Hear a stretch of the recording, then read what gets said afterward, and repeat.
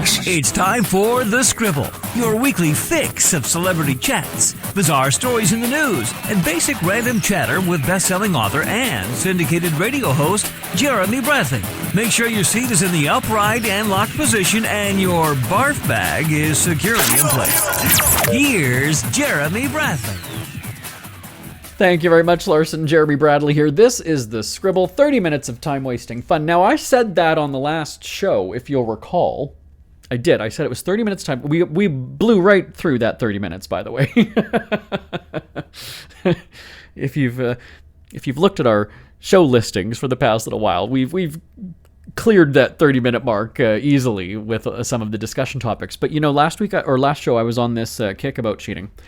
And I talked about how I really have no tolerance for it. It's not something that I can get behind. I'm okay with keeping secrets, but I guess not bad ones. I'm kind of, if somebody's doing a surprise party for somebody, okay, I'm good with that, right? I even kind of like dropping hints, but very coded so that people don't even really know what I'm talking about. So if you're in the know, you'd get it, but because these people don't know there's a surprise party, I'll have fun with it just because I'd get a kick out of kind of messing around with them. Excuse me. Oop, bleep me. Nah, I can say it on this show. So cheating, though, is something that I can't condone. Now, I told you the very long story about how I'm confident in my marriage that there will not be cheating because of a situation from about 10 years ago with my husband where the line in the sand was drawn and he's not going to make that mistake. So if you didn't hear that episode or you forgot and need a refresher, pause this now or listen to it after. But just know that on that episode, I had said cheating is a no for me. It's one of those deal breakers where I can't. So I've never cheated and I have not been cheated on except for that moment where my husband got together with coffee or got together with or for some, what am I saying? I'm worked up. See, cheating is just, it gets me going. I can't. My husband got together with somebody for coffee while I was at the office. And you'll need to hear that story because he was literally kicked out of the house in the middle of winter. Stuff was packed when he got back to the house. He was out the fucking door. So listen to that episode either after this or pause now and then go to that one and then come back here because it's part 2. I've got your emails and some of your responses, your thoughts.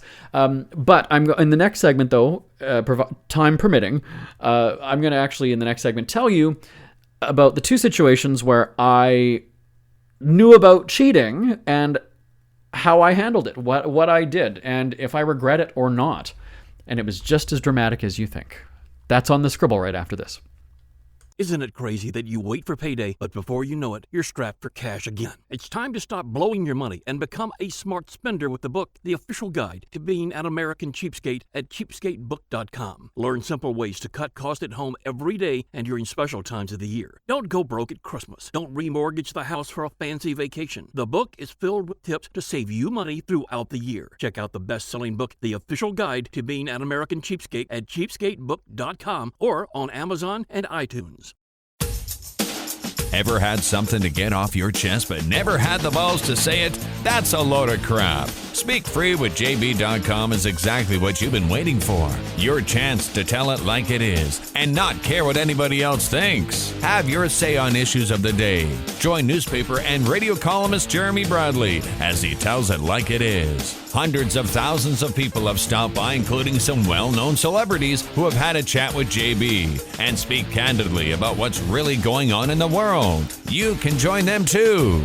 Have a rant or a rave. Be brave and head on over to www.speakfreewithjb.com now. JB here, back on The Scribble. All right, so cheating. Have you done it? And is it forgivable? Is it a forgivable offense? Or is that saying true from, what was it, the Ricky Lake show? Once a cheater, always a cheater. Once a dog, always a dog. What goes around comes around. I don't know, there were so many. Talk to the hand. I'm going back to my Ricky Lake days. I loved that show. She was so cool. All right, so there were 2 instances in my past where I knew about somebody that was cheating. So one of my friends, coincidentally, her name was Lisa, but it's not the Lisa that I was talking about, who's my husband's assistant and my friend. So when I worked at Party City, so we're going back to when I was 21. So we're going back quite a while, okay? So there was one of the other assistant managers at the store. Her name was Lisa. And she coincidentally ended up going to school with my brother's wife. So she had a connection to my family, which was kind of interesting. Lisa is in a relationship with a guy named Norm. Now, Lisa was in her Are we the same? No, she went to school with my sister-in-law, so she's about 3 years older than me. So Lisa would have been mid-20s at this time. Now, she was in a relationship with a guy named Norm from high school. They were like high school sweethearts. And this was a relationship that marriage was talked about all the time. Still not quite ready, though. Early 20s, she's kind of getting her career off the ground. She was taking business management courses, and she was kind of really focused on that. And so Norm worked at was he a mechanic or something? I see him in his sort of like grease monkey. Is that the term? I don't know that we can use that anymore. But he was, blue collar, kind of guy. So she had gone through a whole bunch of, depression, anxiety, and was medicated and this and that. And so he was there though through it all. So he was a great guy. And of course now too, when you're a straight guy and your girl is spending a lot of time or talking about Jeremy all the time, he's going to be like, and she'll be like, no, gay. No, it's not. And it was true enough because we ended up doing like sleepovers at her house and things like that. So anyway,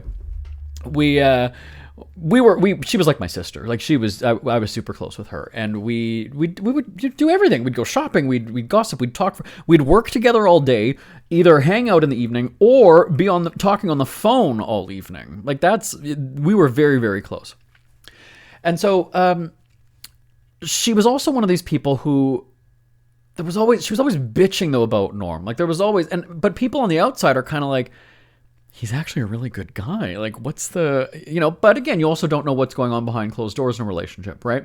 So she's making claims of that, unhappy and, he's not supporting. And again, everybody else is kind of like, yeah, you've kind of gone through some really mental loop shit and he's been there and he's stuck around. So that says something, right? Now, again, maybe there are things that he's doing we don't know. Okay. But then you leave him then, right? I mean, that's kind of the thing too. So it's not like you're married. It's not like you're living together. She was still living in her parents' house in the basement, just like I was. So, this is not like, I can't leave him because I have to start all over. I've got to find a new place to live. I'm going to be homeless. No, that wasn't her situation at all. So we end up, I don't remember how she ended up telling me, but we were out shopping one night and then we ended up going by this apartment. Now we were on the other side of the city, but we were kind of like slowly going by this place, and it struck me odd because one, we were across the city, which we didn't normally. We would go out and go around the city, but and then I thought about it after, going, oh, so we're kind of like stalking this apartment building, which I didn't know at the time. And she said, oh, just seeing if my friend is there, and I was kind of like, okay, who's the friend? So because you have to remember, this is before the days of social media and things, right? So when I talk about a story from my 20s, we're going back to very, very basic text messaging. I don't even know if maybe was text messaging a thing, perhaps? I guess it was. Yeah, we're going back almost 25 years. So, technology and whatever. So it wasn't just a matter of like, oh, look on Facebook, here's Instagram. We didn't have that. So she brought up, the website was, again, for people that are in their 40s, remember there was something called, I can't remember, not Rate My Picture. It was called, shoot. It was called, not FacePick. It was called, was it called FacePick? Face-pick.com? No, it was called Hot or Not. Hot or Not. So that was a website where you would, that's right. Yes. You'd put a picture of yourself and then people would put like yes or no. And then eventually you would end up looking and seeing kind of, you wouldn't know who, or did you? I don't remember. But anyway, you kind of got like a percentage of like the number of people what percentage found you hot and which percentage found you not. So she brings this up on a very, very, very I don't know if it was a BlackBerry. I'm trying to even think. I can't remember, but it was something that was very kind of like pixelated and kind of, And so she shows me this guy. He's a stripper. A married stripper. And I said, so what, this guy lives here? Like, I don't get why are we sitting out here? And then you go and show me this. Like, there's kind of, I'm not, what's the story here, right? There's 3 parts to the story. I know 2 of them. One is the apartment. One is this guy. What's the other piece here? Well, we know what the other piece is. His piece. And so I just remember in that moment going, oh my God, she's cheating. She's banging a married stripper. And from that moment, truly, that moment, I was done with her. Done with her in the sense of, I have no respect for you. I can't look at you. I'm going to be making comments. I'm going to be making dick comments. I'm going to be making asshole comments. I'm going to be making slut comments. I'm going to be making, it was just, yeah. It was like the flick of a switch. Honestly was. When I said, I'm totally against cheating, I'm like, it really was. Now it was interesting because at that time, so we worked at Party City, the store had closed. So again, we were friends, even outside of that. So she had gone on to another job. I was beginning to work on my writing career. So I was now closer to my mid-20s, I guess. So I was doing some things, and she was going into retail management. So it's not like we had to work together every day. There was no kind of awkwardness but I wasn't reaching out to her. It was kind of like we would maybe still hang out together. We would still have the phone call, but it wouldn't be as long. It wouldn't be as, chatty and friendly. And I don't think that she thought anything was up at the time. I think because I was also on anxiety and depression meds myself, I was pretty pumped up on medication. Which is also what had me do, some different things where I wasn't quite emotionally stable, I guess, at the time. So I just was kind of like, who am I to tell her what to do, though? And because I've never been a friend like that, where I'm going to go and say, like, you have to tell him, you better tell him, or I didn't do that. So what I did was I created a fake email address. Or not a fake email, like a dupe, whatever address. And I looked up norms. Was it MySpace at the time, or was it? I don't remember. And so anyway, I had found. She had a page on, I think it was called face-pic.com, I think was the website. So it was sort of like a meeting place. It was just kind of like you'd have a profile and then people could message you. It wasn't like a dating website, but it was like a MySpace, a very early kind of MySpace page.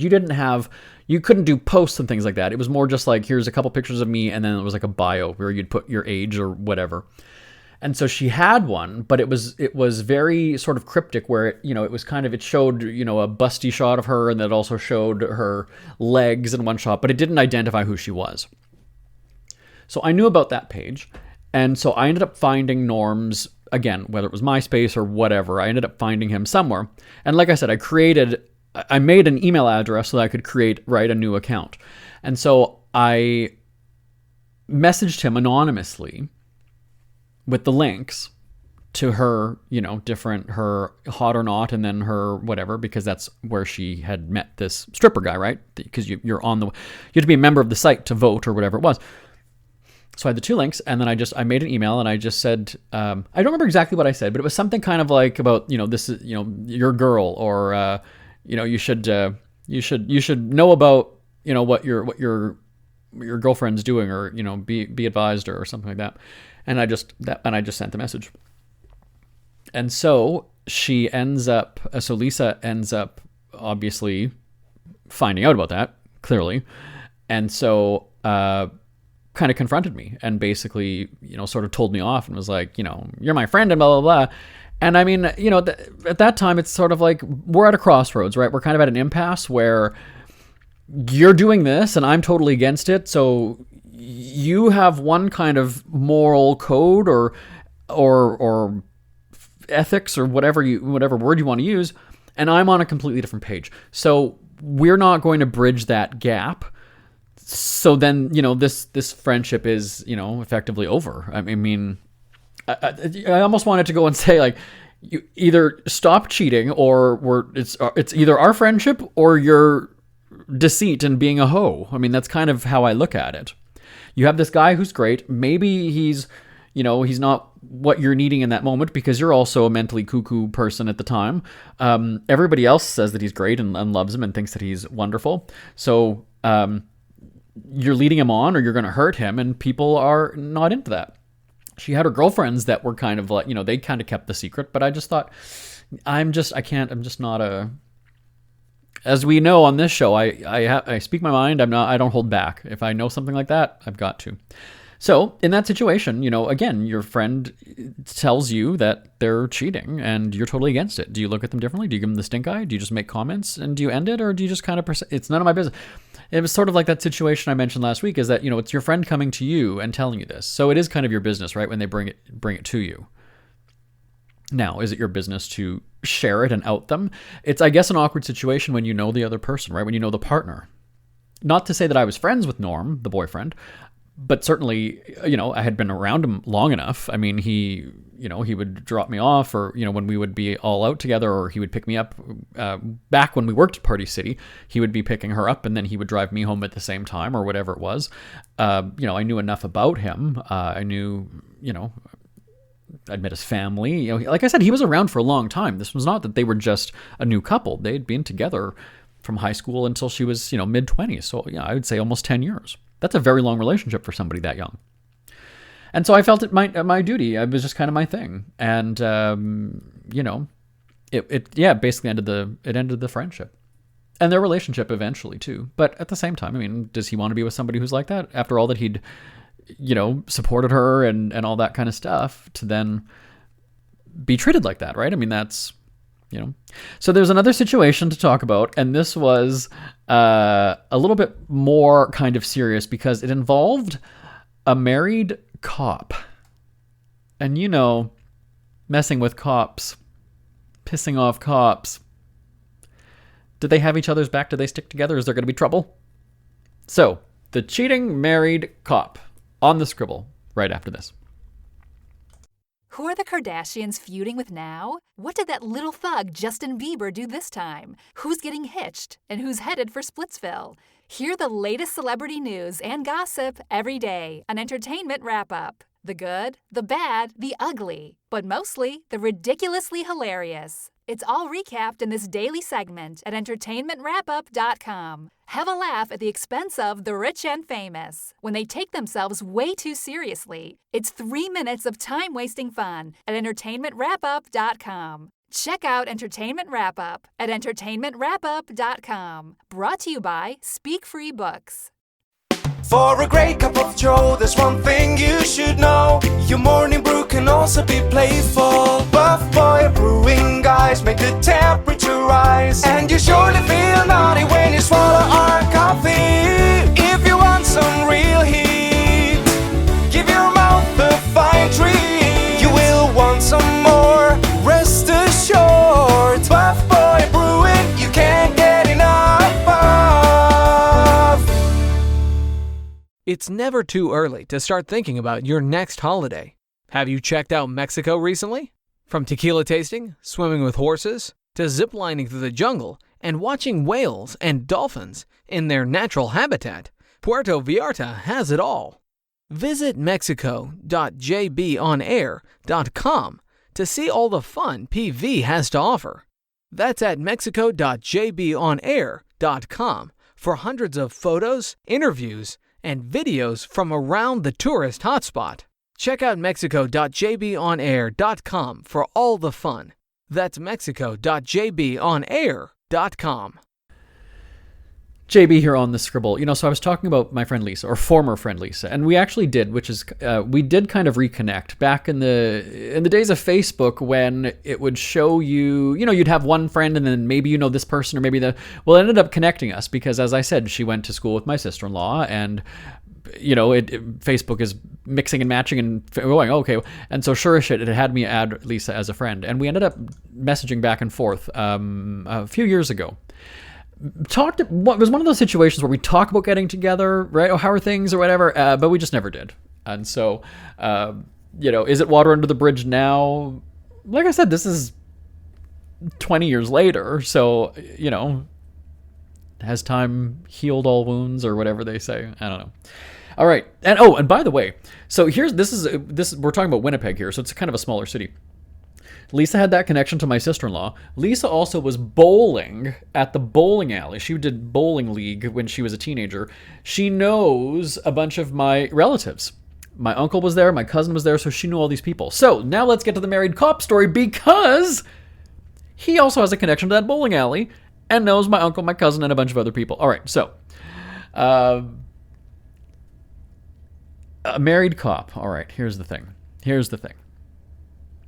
So back in the day, the gays would use gay.com. It was a chat room. You'd make a profile. You would just see the list of names in the chat room, right? And then you would double click and it would open the profile and you would see, and then you could message. And generally that was a way, at least for people my age, you would do that, and then you would end up meeting up with the people at the bar, or you would see them from the bar, and this was kind of your way to, I see them, I recognize them. It was that. People were probably using it to hook up. I was very naive in my early 20s, so I wasn't using it for that. But definitely I was able to kind of go and say, okay, I know Dan from gay.com, and now I see him at the bar. So it was actually kind of cool. You felt like you know them, but you really didn't at all. So there was one profile in the chat room. It was Xanth someone. Z for Canadian, Z, Xanth, Z-A-N-T-H, someone. And it was really just a muscular chest and stomach. It was a webcam picture, so it wasn't one of these fakey kind of, it wasn't like an AI thing, or it wasn't, it was just it was an anonymous kind of a profile, right? And so, because it was a muscular body and it was attractive, I was kind of like, oh, okay. But, and that kind of a profile would end up getting a lot of messages from people, right? Because it's a hot body. And for the gays, the face didn't even really matter. That was that was enough to get the messages. So I, being I was a young blonde, cute little blonde boy, in my 20s. And, so I had my, little adorable youthful picture, which I got a lot of messages from older guys. And, at that age, that's not your scene, right? Maybe it is for some people, wasn't for me. I was wanting people, in my 20s with that kind of a body, though, as Xanth someone. So, it said on there 27 years old, and I would have been in my early 20s, I guess I was. So, message, and this was, again, one of those things that I wasn't using it as a hookup thing. I was very much wanting a relationship. So for me, I was doing the whole, I was basically like interviewing people. This wasn't a, what are you into kind of a conversation. These were more, what's your career? Did you go to school? Are you in college? Yeah, this is... Why was I striking out with all the guys back then? I don't know. I really don't know. Truly, I never did the hookup thing. I never did any of that kind of stuff, which is, again, why people wouldn't return my call. I'd hang out with them the one time, and then they would disappear. And that's the truth, because why would somebody admit that about themselves? So there you go. Who's going to admit to being a prude? I never even made out with somebody without knowing their name, because we've had that discussion in this office as well. I never did that. So here's the thing. Xanth someone. I was kind of like, okay, great. And so through the messaging, back and forth, whatever, and I always wanted to move things quickly in the sense of, let's get together and hang out. Like, I had no interest in hiding behind a chat room screen name and just messaging endlessly. Now, I wasn't getting together, as I said, it wasn't getting together like as a hookup. Okay, let's just get naked, whatever. I wanted to hang out because I really did want a relationship. I was single. I'd never been in a relationship ever in my life. So my intent was to get to know them, though, very fast. Not move it along, hey, let's move in and get married fast, but I want to know you very well. I want to spend all this time talking, getting to know you, so that it's not, I don't want to spend 3 months doing this and then eventually go, oh, but he is a smoker and that's my deal breaker. I wanted to get to know the guy really fast. So it turns out he lives not that far from me. Now, I was living at my parents' house at the time. So I said, well, I wouldn't give the address. I would always say, well, I live off of this street. And it was a kind of a major street. And so he's like, oh, I kind of live in the area. I'm, maybe about like a 5-minute drive or so. And I said, oh, okay, well, that's interesting. I said, let's get together. Let's hang out. And so he was one of these guys. There was always the excuse as to why we can't hang out. Well, I got to get up early and his job was, he's in security is what he said that his job was. And so I kind of thought, all right, he's being cryptic, but maybe he's like a bodyguard for somebody. Maybe he's, I don't know, he's in security. Okay. Not like the security you see at the dollar store or whatever today, but that wasn't the thing back then. So I just kind of thought, oh, maybe he's a security guard at the, sports arena or something. I don't know. Didn't question it. But there was always a reason why you couldn't get together. So the first night that we did get together was, it was a pouring down rain night, and it was late at night. So probably not the smartest thing when it's, a stranger in the middle of the night, and I guess you'd say that I snuck out of my parents' house. I mean, I was of age, so it's not like I needed permission or, but if it was, midnight or 1 o'clock, it wasn't a, hey mom, I'm going out now. Or hey dad, I'll be back. We'd just kind of leave the house. You just quietly go in the rain. I don't know why, but we said that we would go for a while. I said, well, you know what? It'll be funny, right? Like, I like doing the random things, and okay.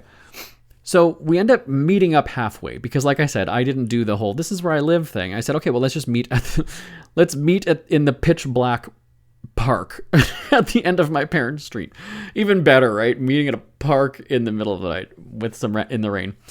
And again, for me, it was totally innocent. I didn't think that we were going to go and have sex in the park or something. I was just like, let's just go walk around and talk. That's truly what my intent was. And again, it was raining. What are we going to do in the rain? So we end up meeting up. And sure enough, he's this short, muscular guy. And I was just kind of like, he's really hot. So we're talking, we're having a good time, and, walking and laughing, and as serious as you can be when you're, we didn't have umbrellas or anything. It was very, very random. And I guess because there was so much time of me asking him about getting together that eventually he, just kind of gave in. And I said, okay. So we're talking and we're walking, and then we shared a kiss. And I remember he had gum, and it was like a banana flavor. And I remember the taste of the kiss being like banana flavored kiss. And I just remember going, oh my God, this is great. He's kind of short, but again, he's a built, kind of a guy. The picture was real, from what I could tell with his rain-soaked clothing, but it's not like he was some, old fat guy or whatever. I mean, you could definitely see with his wet shirt clinging to him that he was a muscular guy, and I just thought, oh my God, this is great. So we part ways. There was no, there was, I guess I was going to say there was no swapping fluids. In a sense there was for kissing, but nothing down below. And so we parted ways, but I just remember going like, oh my God, this guy. Yeah, this guy. So then, I was very aggressive back then. Like I said, I was desperately single. So I imagine it was either that same night or even the next morning, probably had blasted him with like 15 text messages about how great, and oh my God, let's do it again. Oh my God, let's do it again.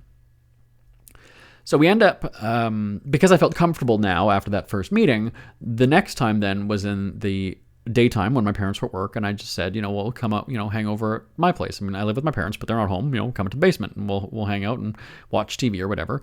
And so it ended up being like a make-out thing again. Now, like I said, for me, I wasn't going further because for me, it was a relationship thing. And I actually thought that I was going to wait for marriage to go all the way. So that was really, truly my mindset. And again, ask anybody who knows me from 20-some years ago. Ask my friend Greg. It was the running joke that I was the prude that didn't. Oh yeah, absolutely. Yeah, find somebody from my past and ask them about me. They will tell you this is not me just trying to make it seem like I was an innocent angel. I really was.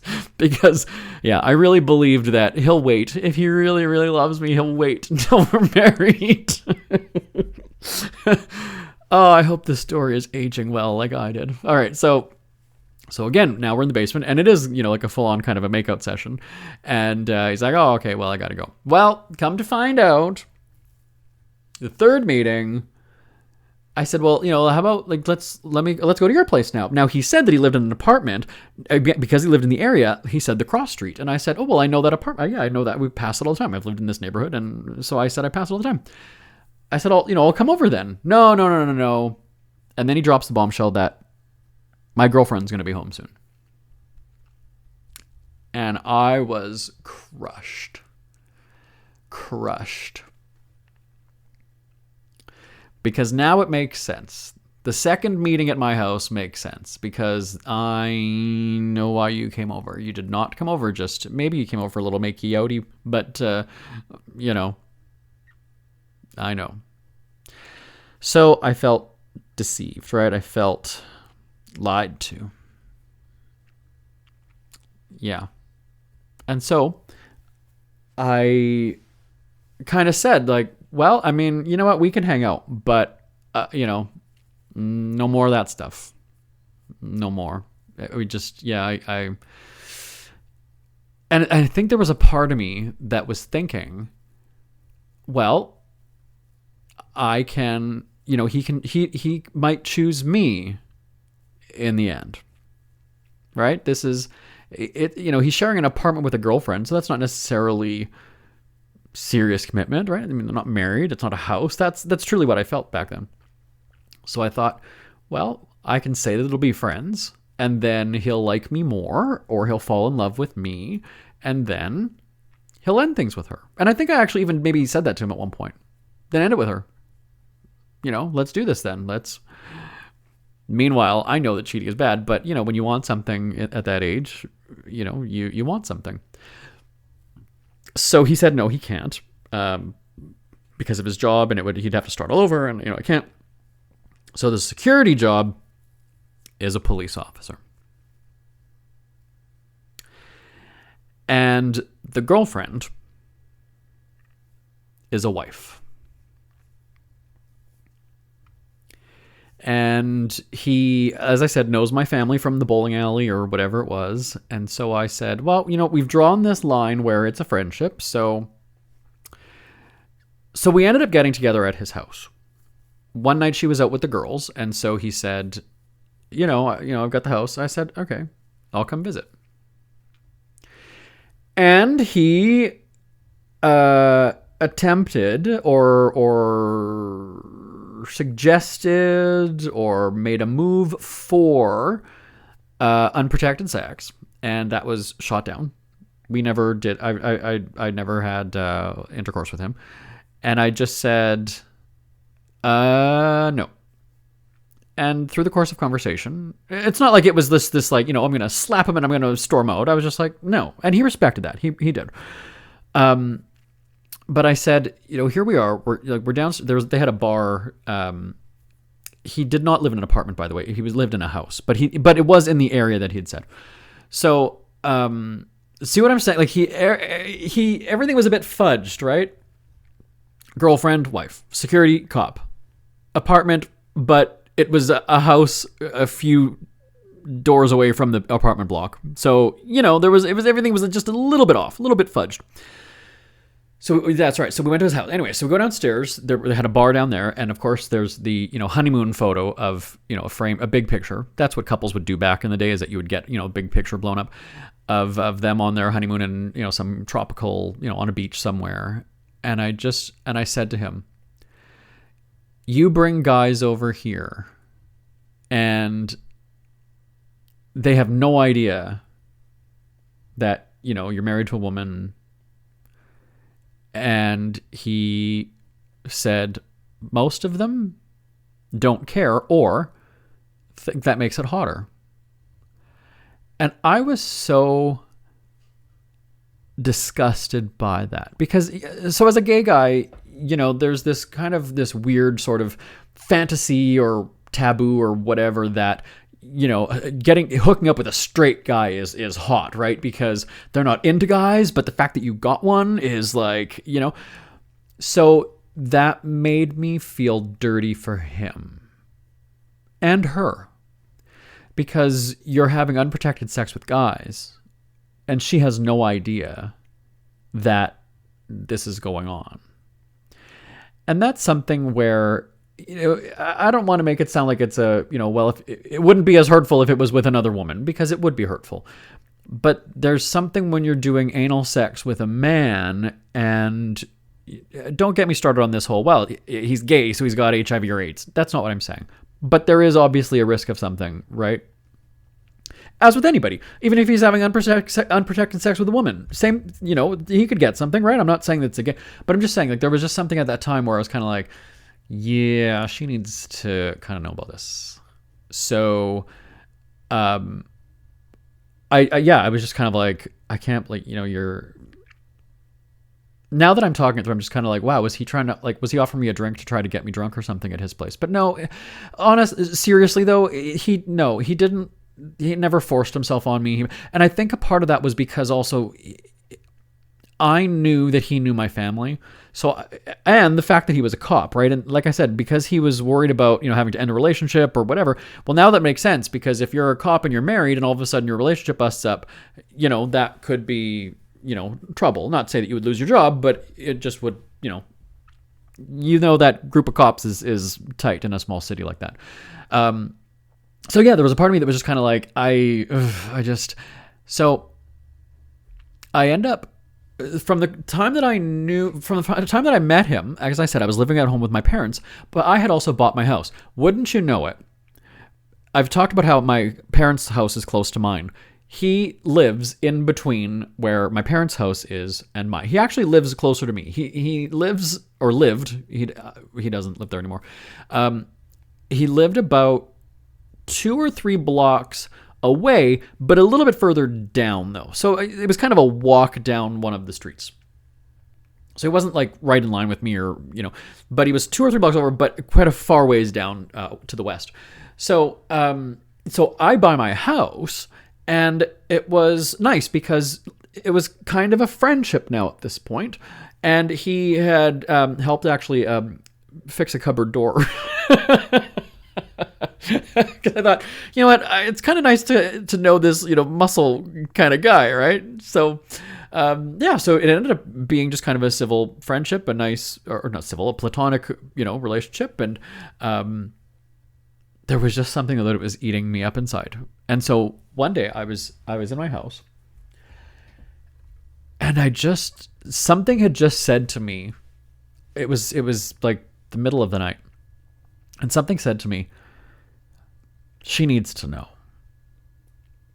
She needs to know about this. But I don't know her. I don't really know. As I said, everything was kind of fudged, right? Security cop, girlfriend, married. He says that this is what her job is, but, right? I mean, is that really her name? Right? I mean, so, in the middle of the night, I ended up going into my office in my house, and I typed a letter.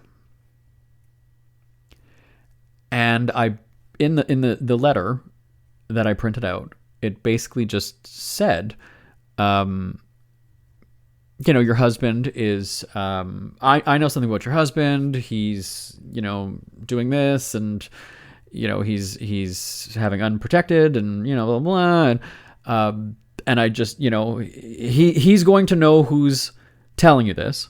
But I feel like you should know, because, it's never gone, I've never participated, but, it's happening, when you're not there, or bottom line is that it's happening.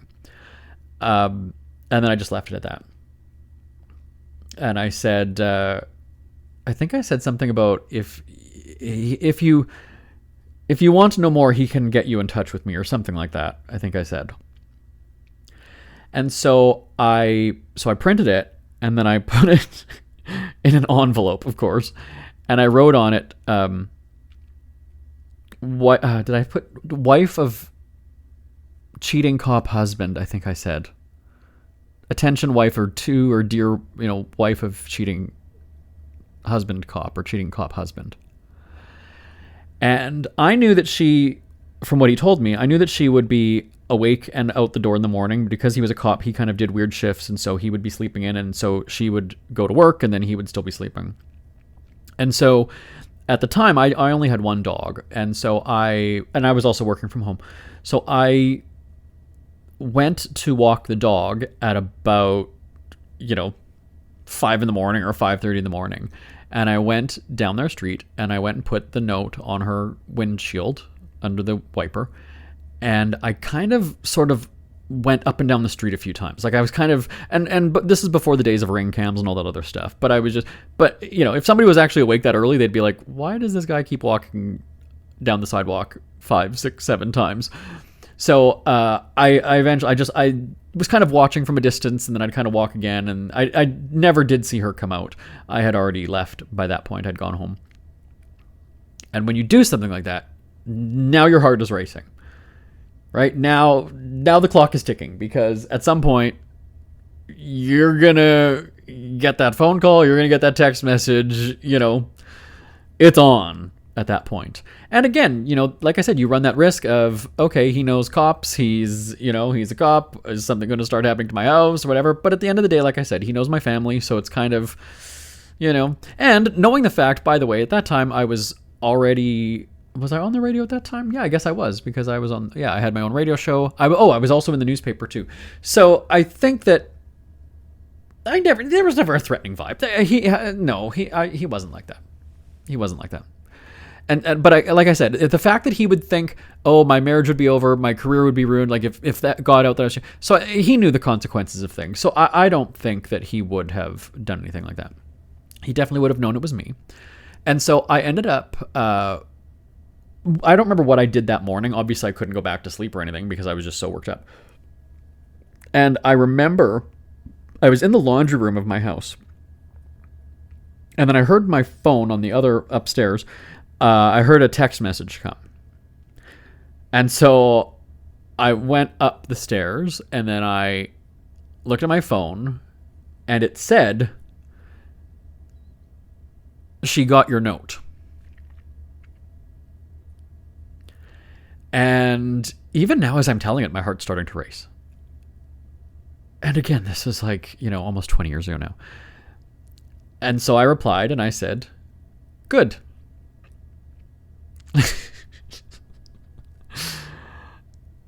Am I a backstabber? Like, I mean, I don't know. There's this, you always kind of have this inner thought or this internal battle of, I would want to know, right? If it was happening to me, I would want to know. It's going to crush me, right? It's going to hurt me. It's going to break me. It's going to test me. It's going to try me. But I would want to know. Or maybe I wouldn't want to know. And so I just said, good. And then he said, "We're having a talk when she gets home from work." And I said, "Okay." And I don't recall, honestly, I don't remember really. I guess we just weren't friends anymore. I don't know. But eventually the house was up for sale. And, I don't remember if he just never responded to my text after that, or if he, I don't remember. But I do recall then, not too long after, seeing that the house was for sale. And never did hear from him again. I don't remember why, though. Yeah, I mean, either way, right? I mean, you've busted up somebody's marriage, so what would you have done in that situation? So you also have to think about, this is somebody that was also playing with your emotions too, right? Because they knew that you wanted to be in a relationship. So not only was it kind of leading you on, right, lying at first. The mention of a girlfriend did not come up, during that makeout in the park. It didn't come up in the second one when you invite him into your parents' house. So, there's your emotions are on the line too, right? So you're hurt in this.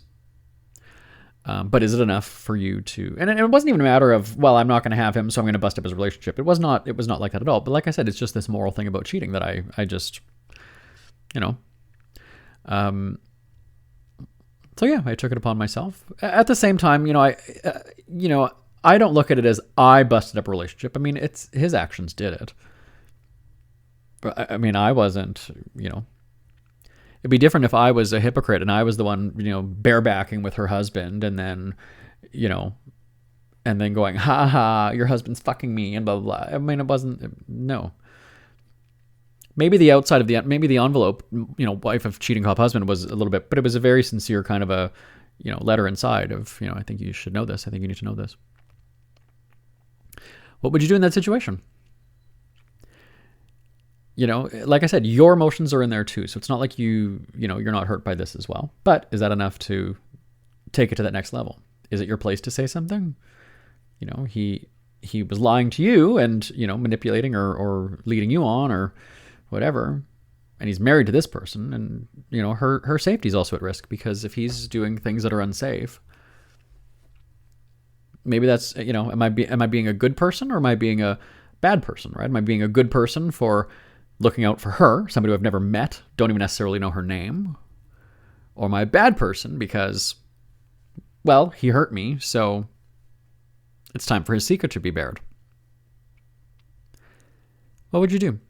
Take a moment to think about it. Send me an email, live, at jbonair.com. And I know I said that we've got some of your emails and things from the last episode about cheating, and we don't have it because this was a 27-minute story, folks. But it's something that, especially nowadays with, social media, relationships are just so disposable, right? I mean, think about how many people are constantly on the lookout.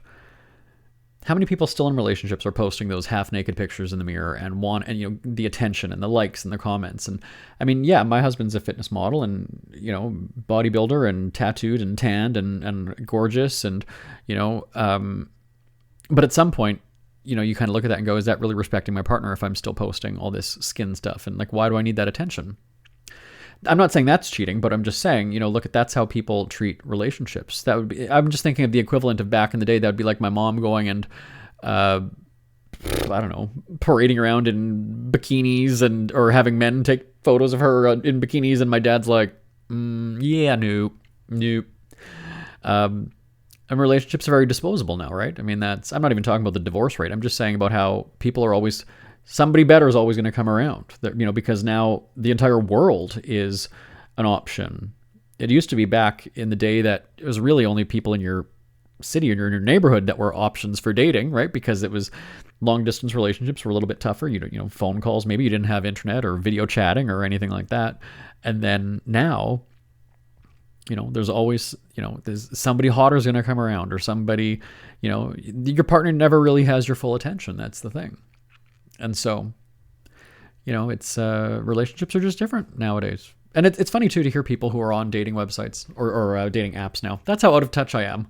I've never been on a dating app. I still call them a dating website because you would make a, page and you would profile or whatever. But you hear that from people all the time who are on these sites or on these apps that they're getting frustrated by it, that they, it's just, no, I can never find it. Oh, it's all losers. Oh, it's all this. It's all cheaters. It's all liars. It's whatever. But yet you're all single and you're all wanting a relationship, supposedly. So you'd think that if everybody is so lonely and relationship hungry, well, why isn't it working then? Why aren't there stronger relationships and connections? Well, maybe part of that is the social media thing, where there's this endless, shows like The Bachelor or Bachelorette, where there's one person 25 and it's a competition. And, that's unfortunately maybe the demographic that is growing up on those shows sees it that way. Well, I mean, I'm getting to know 5 people and I'll just I'll choose one, like doing it American Idol style or Bachelor style. And then but again, just like on Bachelor, well, now there's going to be 2 new people coming into play, and now suddenly they're getting your attention, and that's unfortunately the way relationships are. There isn't that commitment, there isn't that focus, there isn't that loyalty, and it's a shame. It's a shame. So tell me your thoughts live, live at jbonair.com, live at jbonair.com. Oh, a 30-minute segment without taking a breath or having another sip of water. So because I'm dehydrated and parched, I'm going to get going. All right, so live at jbonner.com. My name is Jeremy Bradley. This is The Scribble. Thank you so much for tuning into part 2 of our cheating show. Maybe we'll go for round 3 next time. I don't know, but I'll talk to you then. Bye-bye for now. We hear you chirping. Get scribbling. Tweet up The Scribble at The Scribble Show. Join the discussion with Jeremy Bradley. It's all going down right now on Twitter at The Scribble Show and at thescribbleshow.com. Want more Scribble? Check out thescribbleshow.com for past shows, celebrity interviews, cheapskate tips, and more. That's at thescribbleshow.com and on Twitter at The Scribble Show. The Scribble is a speak-free media presentation.